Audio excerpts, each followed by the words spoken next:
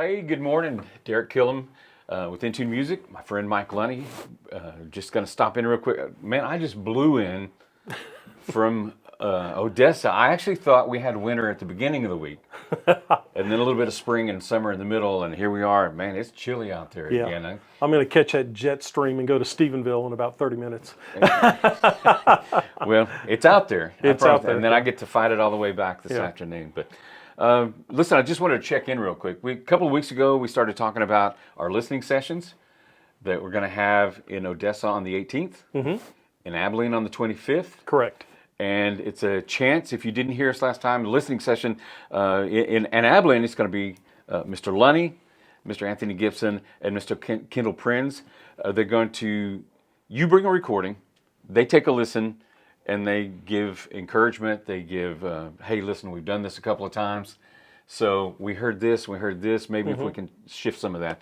And we're trying to get that to help you break some habits in your group, or help your group break some habits, to give a fresh voice, to give fresh ears, just to help you along. So Mike, 25th, Abilene's full, brother. Yeah, we put all those slots down and they filled them up, but we can make arrangements. So if there's someone who wants to, are in the Abilene area and you didn't get on the list, if you'll contact Mike, number and email will be on the screen. We'll figure something out, okay? Even if it's not that same day, Mike's a pretty creative guy. Lots of resources. We'll figure out how to help. Yeah, we'll figure it out. We did last year when it filled up. Odessa, though, we got some spots open. So if you're in the Odessa, Midland, Odessa area, even if you're, it doesn't really matter where you're from, but if you can get to Odessa on the 18th, we still have several slots open. Love to give a listen to your group. Love to help. This is, and again, I'm going to reiterate this. It doesn't matter if you're going to early or the later what are they calling them now? Evaluations. Evaluations, yes. It doesn't matter if you're going to the first or the second. We can adjust what we're listening to for those. So the 18th in Odessa, it's going to be, again, Mr. Lunny, Jason Brentz, and Mr. Daniel Todd, going to be listening and encouraging. So good deal.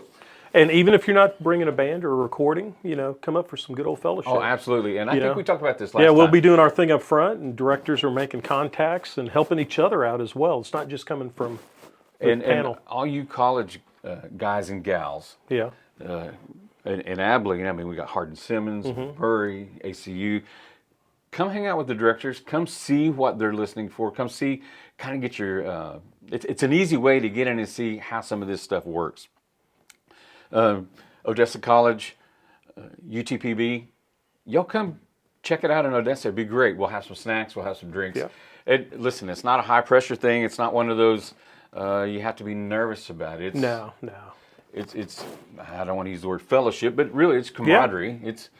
It's let's help each other out kind of thing. Right, so, exactly right. Cool. So February 18th, Odessa, still some slots open for you. Abilene, looking forward to seeing everybody come out and shaking your hand and listening to how much good you're doing out there with the future of music in West Texas and the Key City.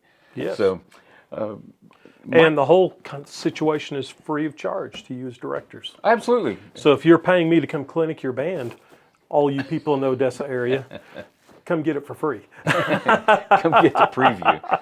Yeah. So, awesome. So last time we talked, we mentioned real quick, I was having a thought about doing some podcasts. And I think one of those that we're going to pursue, if you're willing to do it with us, we're going to kind of have an Ask Mike. Okay. And I think it's going to be fun. Listen, a lot of people probably hit you up all the time.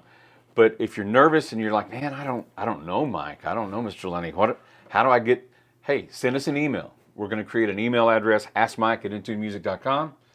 And then he and I are going to get together once a month, every other week, and we'll answer some of those questions for you. And it's a chance, if you want to be anonymous, say, hey, please make me anonymous. I don't care. We just want to help. So we're going to answer your questions, things that maybe weren't necessarily covered in a classroom setting or, correct.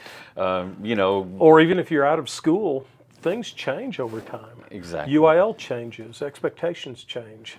So everything changes. Kind of an example of what I'm talking about. Hold on. Well, look, I have this question for Mike. Mike, here we are. What is it, the 18th, 19th? One of those days, I lose track.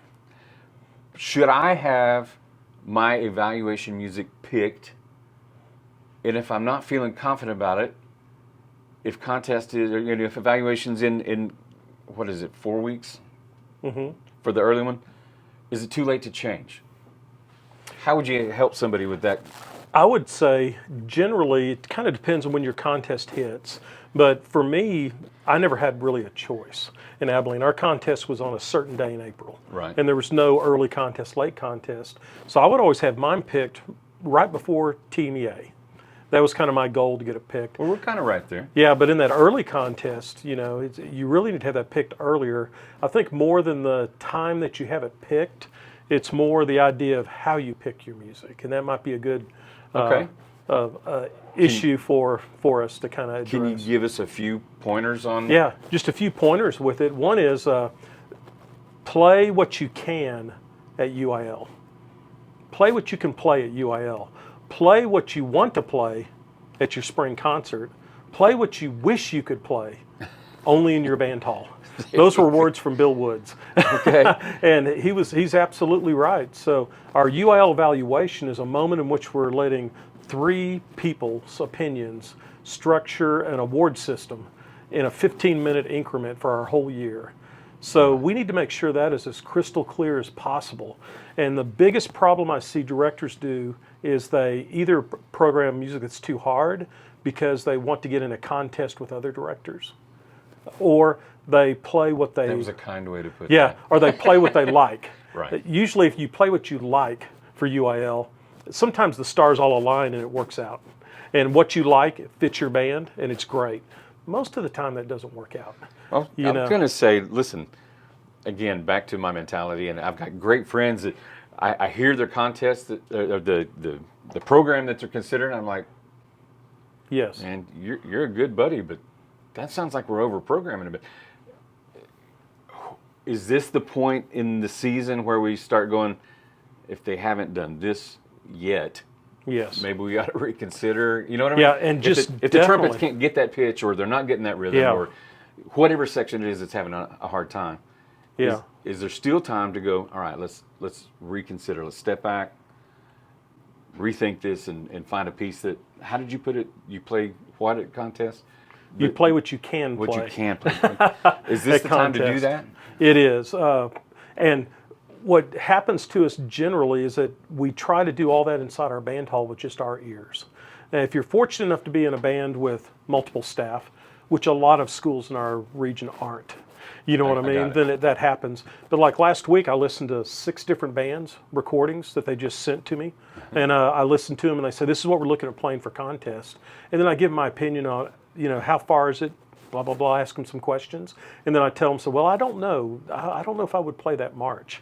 So then maybe give an idea of a different march. But when it all comes down to it, you can change things in your program up till 10 days before your UIL contest. Okay. So you have to enter 30 days prior. Well, that's the other side of that. I hadn't actually considered that. You have to actually have your entry fee in or your entry. Yes. It all has to 30 be days? done 30 days prior, Okay. But you can still change your piece? up till 10 days prior Okay. by contacting your region See? executive Look at me secretary. Yeah. And there's times that I've clinicked a group, and I think the best quote is someone making you play this? Wow. And well, no, then why are we playing this? So just try to gently push them into something else, because we band directors are ego-driven. Men and women think we out there, all are, we're yeah. ego-driven, and we're determined we're going to teach this. We're going to teach this. Sometimes, back down, throw something else in there. And I always tell them, so the piece we were having trouble with, throw that to your spring concert. Yeah. So it's not wasted time that you've worked on it. The kids don't feel like There's still they failed. educational value in going through yeah. that stuff, just Yeah. maybe not for evaluation. Yeah. And I don't know, this might be a controversial way of approaching it. I never approached UIL evaluations, or in the old days contest, as a moment to increase the musical level of my band. It was merely show and tell. I did Christmas concert, spring concert was to increase the educational value in the teaching of my band. We never had a whole lot of new concepts in our UIL music because I wanted it to be pristine as possible. And I think, especially young people, young men and women, don't be offended if somebody says, why are we doing this? Yeah. If you, maybe that's, listen, this is me guessing. maybe if it makes us go, that's probably a good indicator that we knew that we might have overprogrammed or it just doesn't Exactly. fit. It's not that they can't play it, it just might not fit your group. Or you might not have time. Yeah. I always tell them, so get out your calendar and mark out all those testing dates, throw in a couple of bad weather days, a couple of days for basketball tournaments. You know it's all going to happen. Yeah. Mark all those out, mark out the Saturdays and Sundays, and see what you've got left. And one other thing with picking music, and this is a myth that's persisted for decades, everyone thinks they have to play a ballad or a slow piece. They do, because I don't know why that persists. There is nothing in the UIL policies that say you have to do that. You can have a play a march of a director's choice and 2 pieces off the list. It does not say one of them has to be slow. That's correct. So that's where I run into issues a lot of times with younger directors at small schools, is they feel like they should play a ballad, and that's so hard. Just play 2 pieces the band can play well. Play a ballad on the spring concert. I'm going to throw an example out there. Okay. I've been doing this a long time, and I can remember back in the 90s when Hymn Song of Philip Bliss came out. And everybody, it's a beautiful piece. It's beautiful. But the clarinets and the horns in that thing, if the intonation, if it's not, they can play the notes, but the style and some of the maturity that's required to do that, it's so tempting to say, well, I could play that. Yeah, I could play that. I can teach them. Yeah. Yeah, and that piece is in the key of concert D flat. But It's to hard. emphasize your point, nobody says you have to play. No.